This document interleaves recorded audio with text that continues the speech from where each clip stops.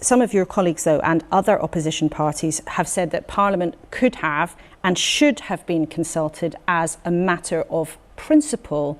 And someone you know rather well used to also believe Parliament should always be consulted as a matter of principle. I just want to show you something.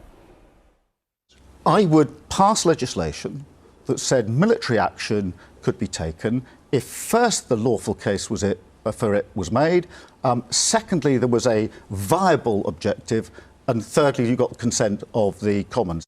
Now, it was one of your own solemn promises to your party members that you would make it mandatory under a Prevention of Military Intervention Act that there would be the consent of Parliament. Have you changed your mind? No, there's no inconsistency here. Really? There's obviously a huge distinction between an operation the like of which we've seen in the last few days and military action, a sustained campaign, military action, usually involving troops on the ground. That's recognised by everybody. National security must come first. There will always be urgent situations where Parliament can't be consulted beforehand, but the principle that if there's to be a sustained campaign, if we're going to deploy our troops on the ground, that Parliament should be informed, there should be a debate, the case should be made, and there should be a vote. I do stand by that in principle, absolutely. But that small print was not in your promise that you made to your party. You didn't say only in certain kinds of situations. So are you saying that only applies if you're actually talking about boots on the ground? Yes, because what I said when I made that pledge was that what I wanted to do was to codify the convention. The Cabinet Manual, as you know, has this in it as a convention.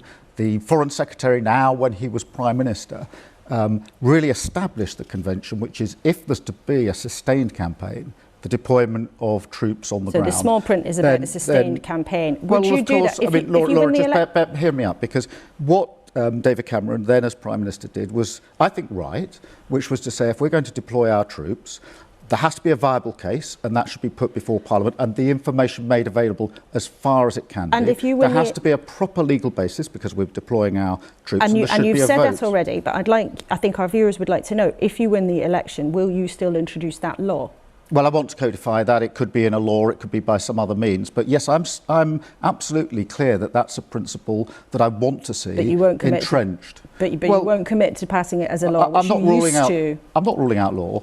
But Laura, of course there will be urgent situations, particularly when we're on joint operations, where it simply isn't possible always, or even wise always, to consult Parliament beforehand because of the disclosure of information. And that's why, having been briefed on the operation this week, I haven't called for anything more than the statement that I'm expecting from the Prime Minister tomorrow. You also said back then that you had a commitment to review all UK arms sales. Would you still do that if you win the election? Yes, we do need to carry out that review of all arms sales, yes, of course. And would you, as you used to say, stop selling arms to Saudi Arabia?